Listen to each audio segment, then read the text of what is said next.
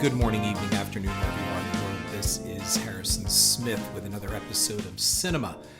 And going into now episode 101, and I made an announcement on Twitter recently that I'm thinking that, it might be time to start scaling the episode releases back. And the reason why is, which I've tweeted, and that is, I kind of think I've said pretty much all that there is to say, at least on a weekly basis, and limiting cinema episodes to when something really comes up that's important to address, instead of just cranking something out for content, which is really the whole basis of my podcast about not doing something like that, making sure that you always put forth the very best of content that you have and use the most of your creativity instead of just providing product. So I think that is what I'm going to do. But before I go there, and I don't know when a next episode will drop kind of thing, again, once I have something to say. But just as I came to that conclusion and tweeted something like that, an article did pop up. And I'm providing a link to that article about Barry Diller, the former Fox and Paramount executive, who basically took to, I think it was the Hollywood Reporter, to announce that Hollywood was over, that filmmaking is over. And he is the one to, I guess, call the time of death kind of thing. And I've done previous podcasts on this kind of thing, especially one called The Sky is Falling. I think it was parts 1 and 2, which deal with the idea that COVID pretty much finished off movie theaters and theatrical exhibition, which I do not believe. And these kind of pronouncements get out there. They make some waves. They talk about the end of, movies and cinema and filmmaking and all of that stuff. But yet, there's really nothing there to back it up. Now, I will say this in my response to Barry Diller's proclamation, or declaration, I should say. It may be the end of old Hollywood. And really, quite frankly, I don't know if that's such a bad thing. And now there's good and bad. There are good and bad to all of this. But I guess what I want to fire back is, yeah, people like Diller and all these other big executives that made millions upon millions of dollars every year for running these studios, that often many of these studios cranked out more bombs than they did hits. And yet that never affected the executive salaries. I mean, you always read of layoffs at studios and workers and all the mid-tier workers and artists and all that are being laid off or furloughed, but you never hear of the executives being furloughed or laid off. And that's very interesting because, yes, maybe that kind of Hollywood is dead now. And maybe that's why Diller is announcing it, because to me, it all rings of, well, we got ours, so fuck the rest of you. So these are people that ran a very antiquated system and milked it for everything that they could get. And now that basically the cow is dry, it's time to get out. Get out of the barn. Or as I said, once the Titanic hit the iceberg, it's time to jump into that lifeboat. But I'll get to that later. Now, in previous episodes, I've talked about something. Let's go back to what I feel is the beginning. Now, you could argue that it would be television that kind of started it all. And if you know your film history, you do know that when television first started going very commercial and, the average American was getting a TV set in their home, that it did pose a problem to the film industry. And the film industry reacted in a knee-jerk response, and that is television's trying to kill us. But it did prompt filmmaking to kind of go to the next level. Now, while color film was nothing new by the 1950s, it started to become more commonplace to start luring people into theaters. Another aspect was 3D. You can't get 3D at home on your television set, and you can't get color on your television set. And also air conditioning. Air conditioning was utilized by movie theaters to get people to come in off the street out of a hot summer day and come in and partake in all-day movies, the serials, the newsreels, the cartoons, and then your feature film. So the film industry did react. And back in the day also, if you do remember or understand, many studios own their own theaters. There were Warner theaters and Universal theaters, and that was before the great deregulation came along and broke up that monopoly. And there's some good and bad to all of that as well, too. So you could say that maybe television was the first real threat to the old Roman Empire system of filmmaking. So the studio moguls took note, and especially they started to have to hash out what happens when our movies get on television. How do you make money from that? And then celebrities, the stars of these movies, started to understand something very important in that almighty word, syndication. You've probably heard the stories about how the Three Stooges and a number of other film comedy stars and other stars died broke because they never got a dime from their work being syndicated all over television. And I grew up in the afternoons, on Saturday afternoons especially, watching the Three Stooges. So we have that kind of thing that posed the first real threat to old Hollywood. But then old Hollywood did something smart, and they started throwing their power into controlling the content that goes on TV. And their legal teams were much more swift, and they weren't, I guess, so complacent as they would become in the post-television era. So then follow me. So let's just say that television was the first threat, and Hollywood absorbed that one pretty well. And they found some type of economic parity in which they could coexist with television, and they eventually owned television and brought it into the fold. So the first threat was kind of neutralized. The next threat will be even worse, the home video revolution. And this is what I've talked about in previous episodes. So you have a technology that comes along that can not only record the information on TV, but preserve it and use for playback later. So now you can record movies and watch them over and over and show them to 10, 20, 30 people. And Hollywood went, whoa, whoa, whoa, what's going on here? And they tried, instantly you have your anti-piracy, and you can't show these films to a certain number of people. Then what constitutes public exhibition? And I could go on forever about all of this and the legalities of that. What I want to focus on is the idea of releasing studio-controlled content onto home video. What Barry Diller and a number of people don't understand, and actually I think they do understand, and that is these executives willingly worked out deals to ensure that their product got turned into home video cassettes, whether it was beta, VHS, Laserdisc, DVD, it doesn't matter. Was there ever a summit among the major studios in Hollywood to actually sit down at a table and say, what are we doing here? Before we go dumping all of our films and our content onto home video, in other words, raiding our libraries, fleecing and liquidating our libraries, and putting them on video, because once they're out there, they're out there. Shouldn't we talk about this and actually see if there are some things we might want to hold back? I have always held the argument that there are certain films that should have never been released to home video, and that they should have been re-released in theaters every so often for a new generation to appreciate. There are some films that do not belong on home video. And as much as I love Jaws, and I'm going to use this as the example, I was lucky enough to see Jaws in the movie theater in its original 1975 run. I saw it again when it was re-released at a drive-in theater in 1980. Now, between 75 and 80, Jaws did appear on HBO, and then it made its way to video cassette. We did not have a VCR in our home until roughly 1984. So there was a long period of time that if you didn't see Jaws when it was in theaters, you just didn't see it.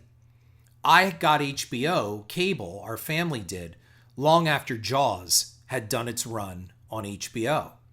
The next time I saw Jaws after its 1980 re-release in theaters was on ABC, when it aired it for its ABC, I don't know if it was Friday or Sunday night movie, it doesn't matter.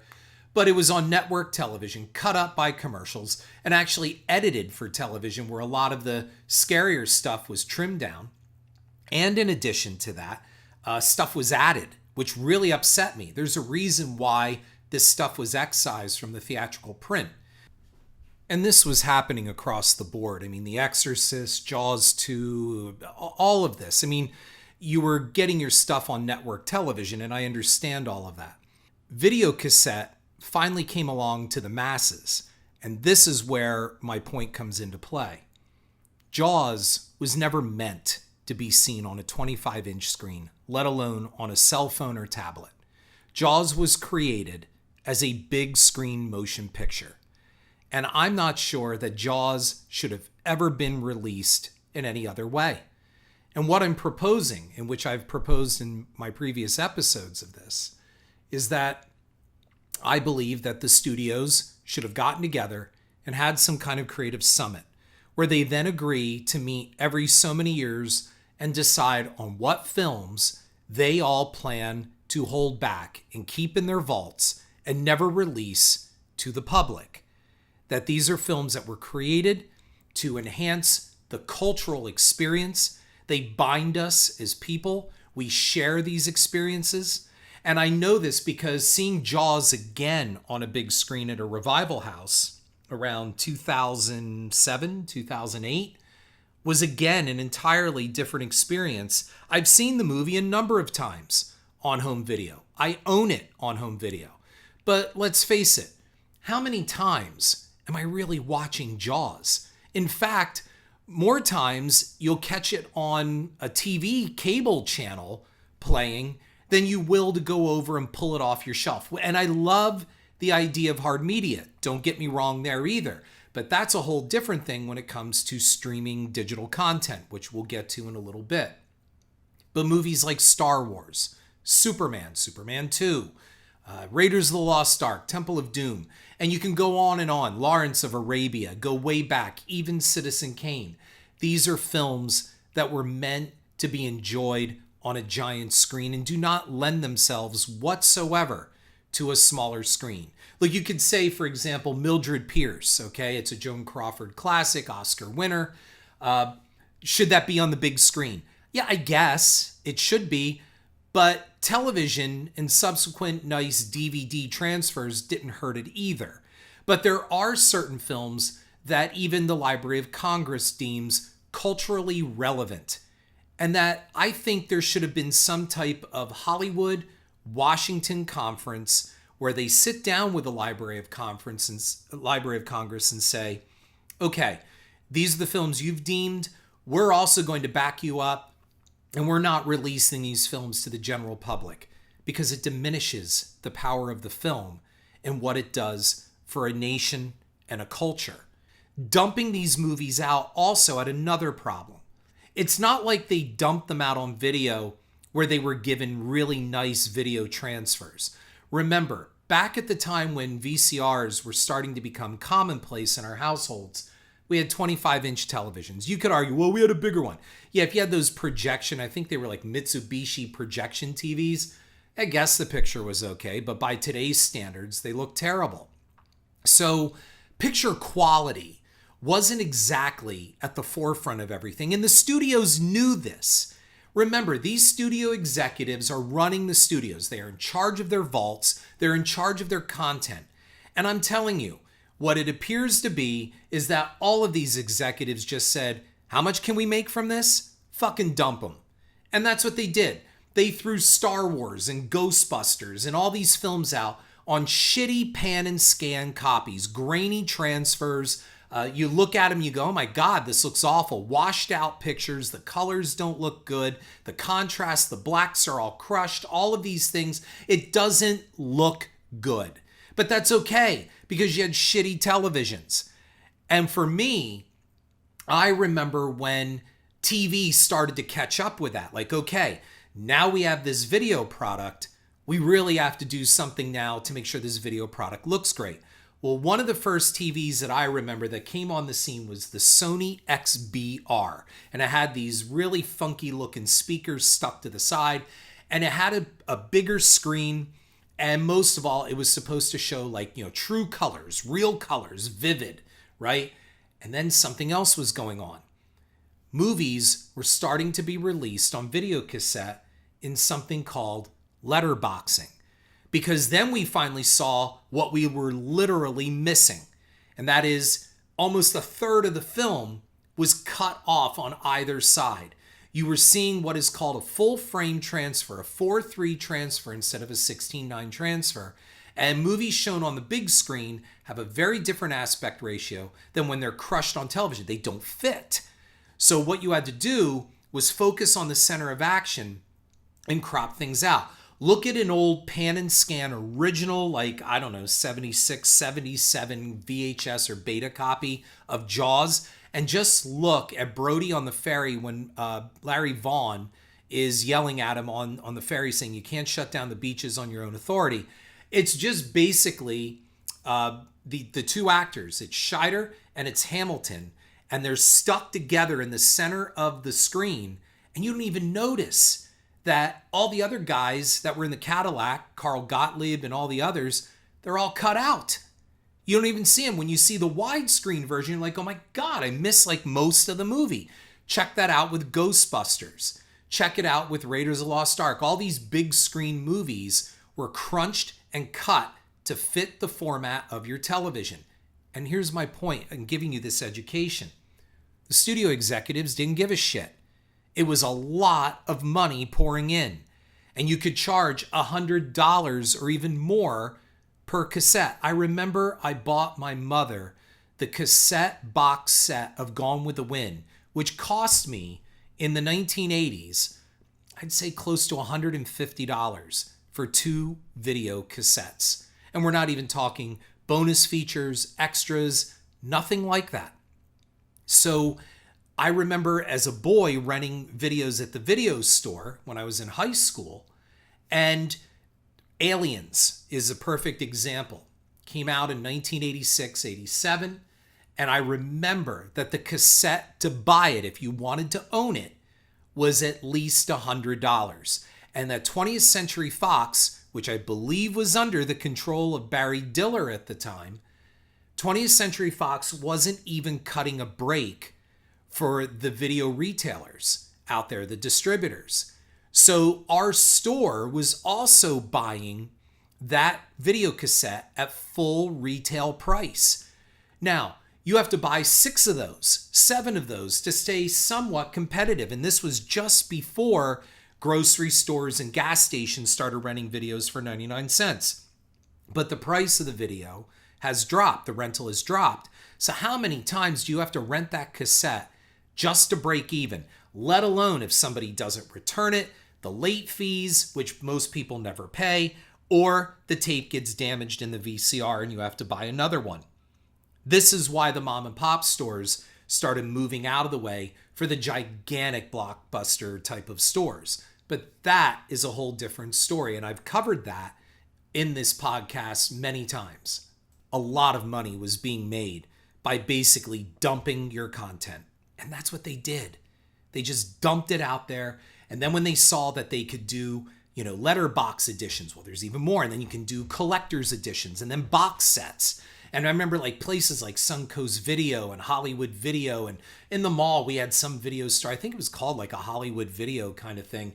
I mean, just shelves and shelves of videos you can buy. And it was amazing to see the different ways that they could package a film. I mean, do you remember you could see one of those old B horror movies and it could sit alone on a shelf for $9.99, and then you could find it in a box set of 50 of the greatest horror movies. They just found a way to recycle and make tens of millions, if not hundreds of millions of dollars. And all these old studio executives were getting theirs. And what was happening was their salaries are increasing and they're getting paid $100 million a year, $20 million a year, whatever it is, they're being paid far more than what they're worth.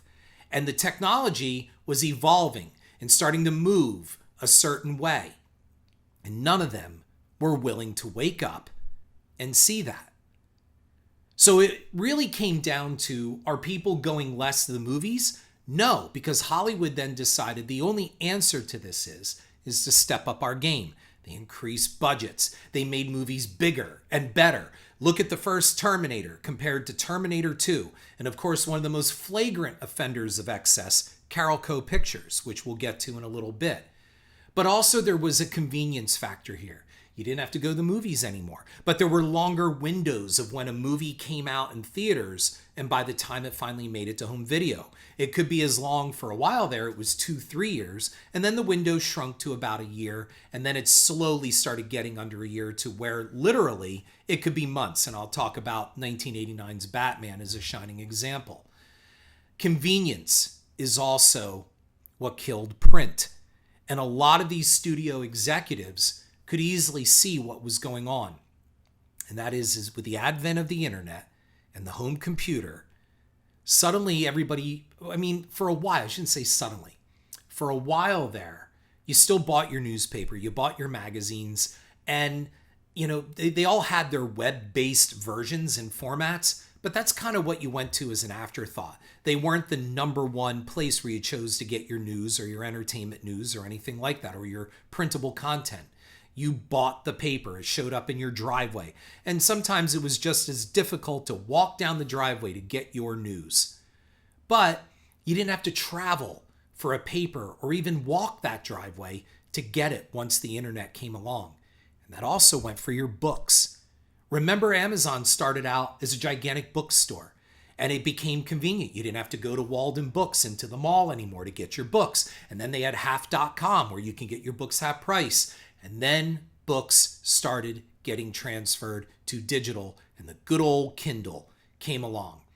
And that, for me, is what put the final nail in the coffin of the mall retailers and bookstores.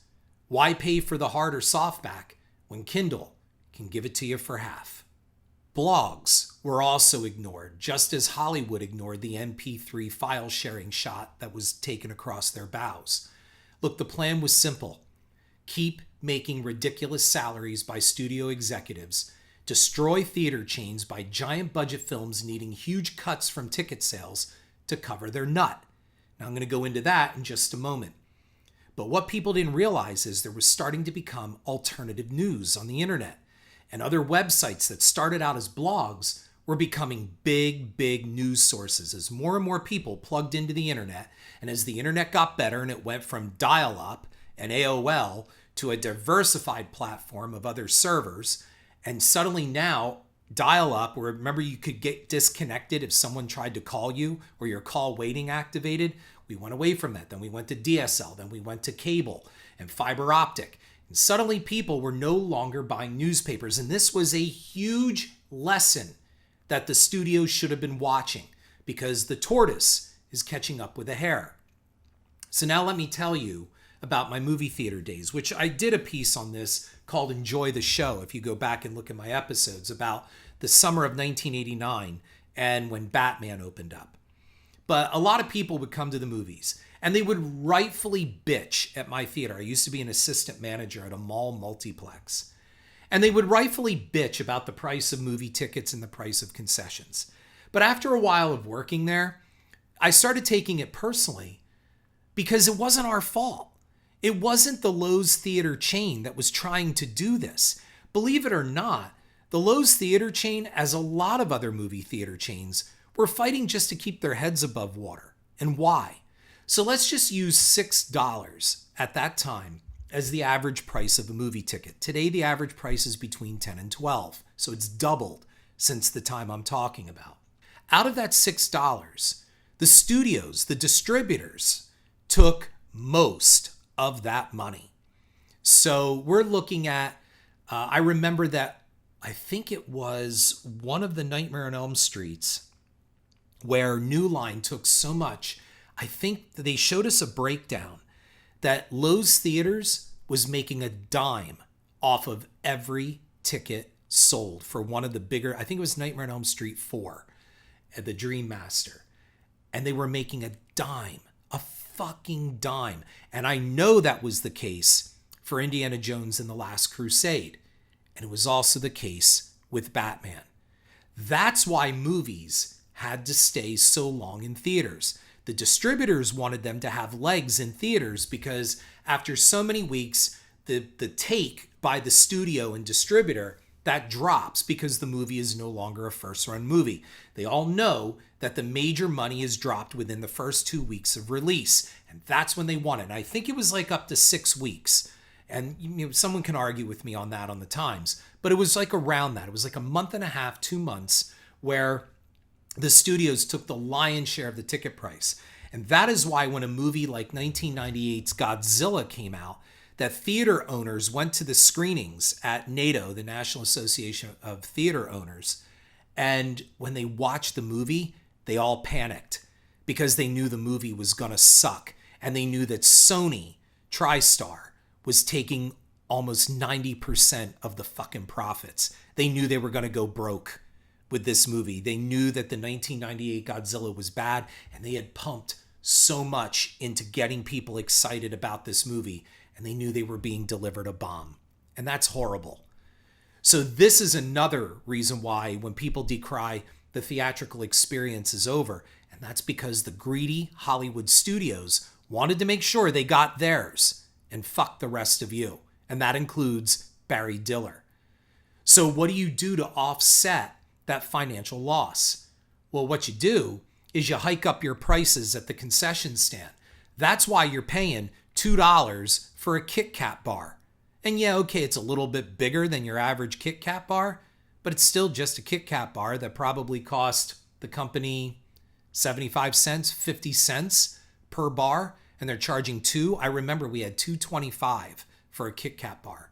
That's why you're paying $5 for a bucket of popcorn, $6 for a bucket of popcorn, and on and on and on. They gotta shift that income need elsewhere. And that's what movie theaters, distributors started doing. They started taking this avenue to make up for that. And when I said before about movie distributors, like, well, wait a minute, why? So Lowe's was taking? No. I mean, when studios were actually doing their own distribution as well, too. Or they had other companies with a different name, but really it's all a branch of the studio, so they get the most money.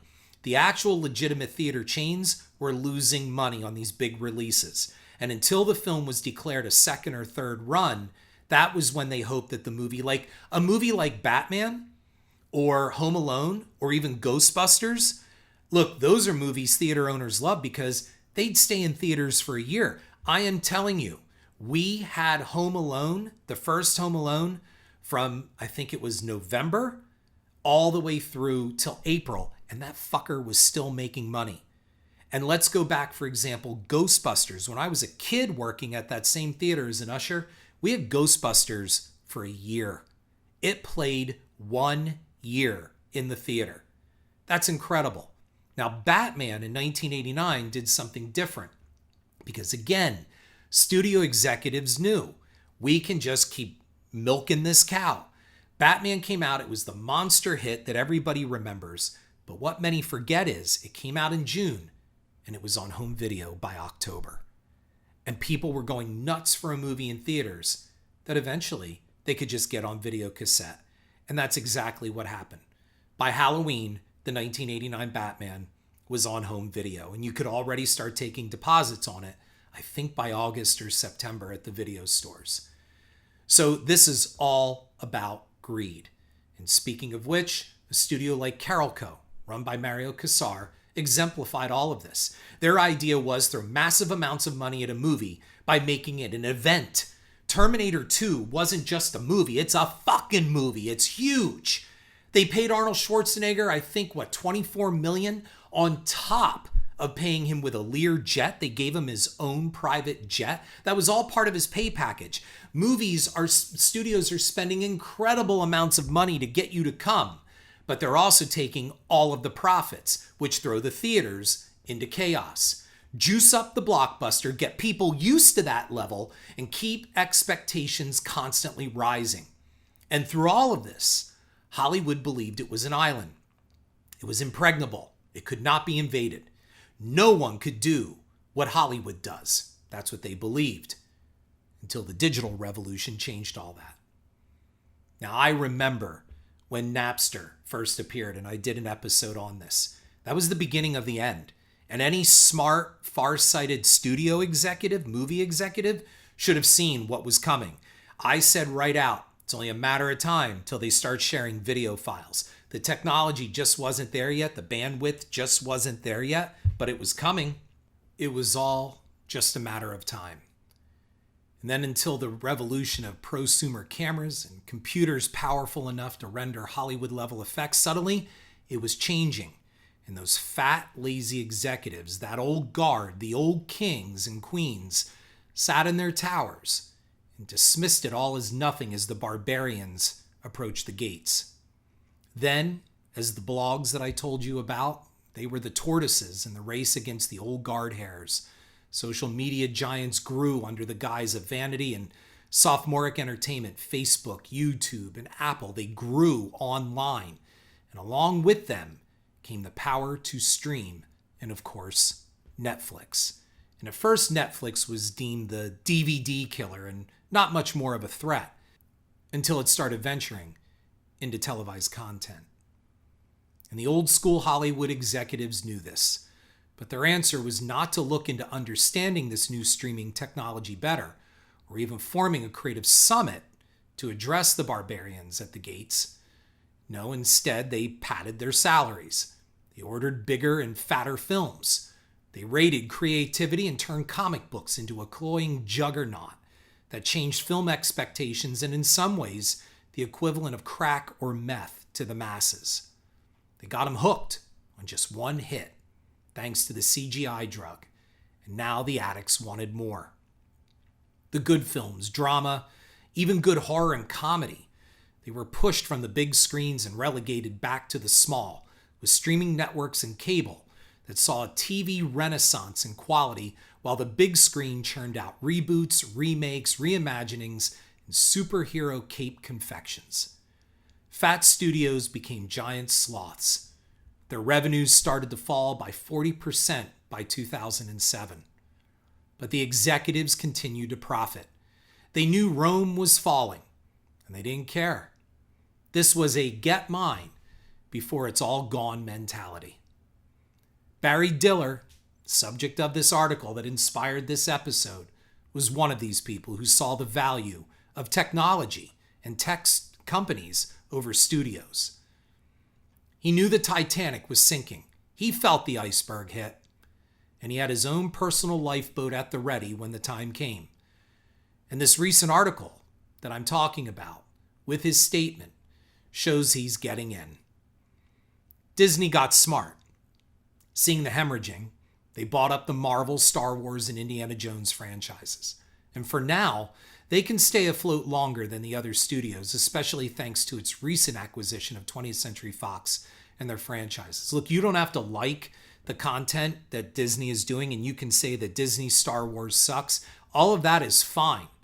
However, their machine is running well, and the entire industry wants to copy it. Hollywood has been devouring itself for decades, but now it's become Pac-Man. The turn toward overseas box office has seen foreign and Chinese investment into Hollywood. The Meg, the giant shark movie, remember that? Was a Chinese hand job. It so blatantly pandered to the Chinese and the industry and also Chinese audiences to make sure that it would recoup overseas. In fact, I believe the Meg was released overseas before it was even released here. Now, this did not work so well in kissing the Chinese asses for Independence Day 2, which was heavily financed by Chinese money. The on-screen ass-kissing and casting did not return a profit for that shitty film, and it really was awful. I might just end up doing a separate Independence Day 2 review, or not even a review, an episode, on why that movie epitomizes cinema, C-Y-N-E-M-A.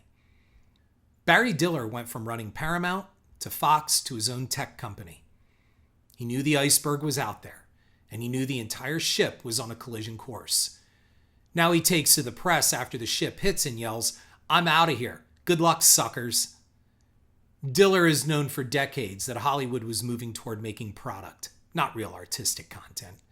He once said at an entertainment summit They don't make movies.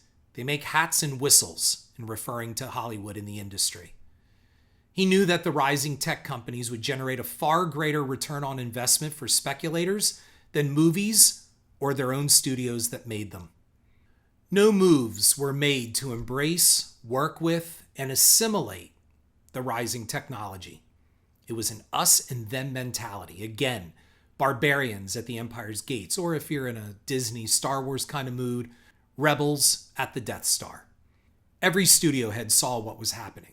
And like they should have done in the 70s home video revolution, instead of embracing and in the long run bringing the streaming technology to heel by their sides, they ignored it. They just kept doing what they do, spend more money, inflate those budgets, make the films bigger, not necessarily better, and keep feeding the masses their processed shit and junk food while lining their pockets and bank accounts. Hollywood still seems to predict their hits with tea leaves, while new tech and streaming companies do it with carefully cultivated and verified data. Streaming programs are made almost tailored to the data that was mined, while Hollywood just throws enough shit against the wall like Ghostbusters 2016 without really seeing if anyone will actually fucking turn out for their big bloated box office monster. And then come the unions. You have unions working in these studios, which also bring down the entire system and inflate those budgets. The bloated union system goes back to what is called, it's legendary, the raindrop story. And the story was basically on set, an actress, a very well-known actress, was wearing a coat. It started to rain. Some water got on the actress's coat, and a PA, I believe, the story changes all the time, but a PA came over to wipe the water off the coat for continuity, and a wardrobe designer came over and flipped out saying that they were going to file a grievance against this person with the union for doing their job. Their job was to wipe that raindrop off that coat. This is also another problem that really exemplifies an old, bloated system. And that old, bloated system, it's like dinosaurs in the tar pits. While the little mammals scamper about them on the land and reproducing and getting ready to inherit the earth from the big, dumb dinosaurs. Netflix, Facebook, Xbox, YouTube, Amazon, and so many more are streaming original content right now, and something that only a few years ago many thought was impossible. Remember what Hollywood said? No one can do what we do. Apparently they can. The CGI craze will eventually replace stars. Everyone in the industry that knows what they're talking about will tell you, star power is diminishing. They're hanging on to the last of these big name stars. In the future, we will create stars. They will no longer be created by studios, executives, or by the luck of the universe. Stars will be created to run alongside classic stars. Imagine one day a new star created in CGI working side by side by classic Sean Connery in James Bond, or Tom Hanks working with Marilyn Monroe. Rogue One showed us just what is coming with Peter Cushing. I have been warning of this for over 2 decades, and no one cared, and many thought I was nuts. As early as 1998, I was saying that classic star estates should be moving to protect the images of the deceased stars and the living big names like Ford and Hanks, or even back in the day of Connery and others, that they should have been moving to license their images properly for the day that they are gone. Studios, instead of looking for better writing, they look for the holy grail of money making in AI that will one day write the perfect blockbuster. Artificial intelligence will write that script. Instead of doing real research like the streaming networks do, they will put 1,000 chimps in a room and hope one stumbles upon the next hit. This is why the Hollywood system is crumbling. The rule of aged, nearsighted, and selfish monarchies that did nothing to evolve, change, or embrace the technology that would eventually bring it down. And it's still not too late for Hollywood to control its own destiny, but it just doesn't know how, or maybe even better, it just doesn't care. It's used to running the way it has since its inception. It's run by those who want theirs, take it all now, and do nothing to change systemically. Hollywood is about dealing with the symptoms. To go even further, instead of curing the herpes virus, It deals with outbreaks, but never cures the disease that ravages that town. Articles that periodically exclaim the discovery or appreciation for groups like Women Love Titanic or Women Love Horror. Therefore, women are a newly discovered force that is to be targeted because they spend money on tickets and is indicative of really a short-sighted system. Comedy is a prime casualty in this, decimated to Adam Sandler entries and non-offensive big-budget star-driven garbage that worries more about marketing than actually being funny. Don't offend, but if you must, do it just enough for a chuckle, but let the audience know you're only kidding.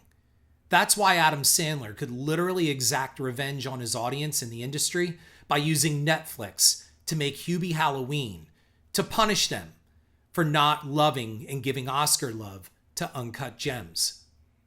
Is Hollywood over? Maybe the old way.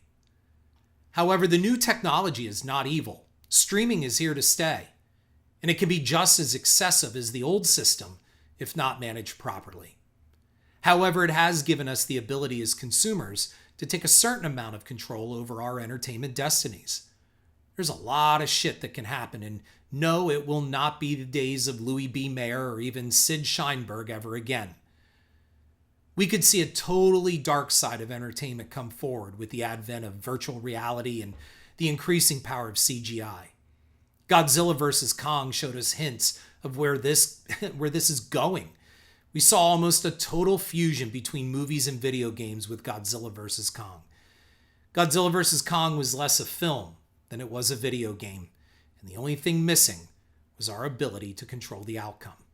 And that is coming, thanks to choose your own adventure style technology that I personally experienced at the William Morris Endeavor offices 2 years ago. It was incredible. And the word is, it's already being incorporated into feature films with one major franchise already in the works, putting this technology to its storylines. So different is not bad. It's just different. This is Harrison Smith. Thank you for listening. I don't think Hollywood and movie making is over, but it is going through a change. Let's see what comes out of the cocoon. Thank you.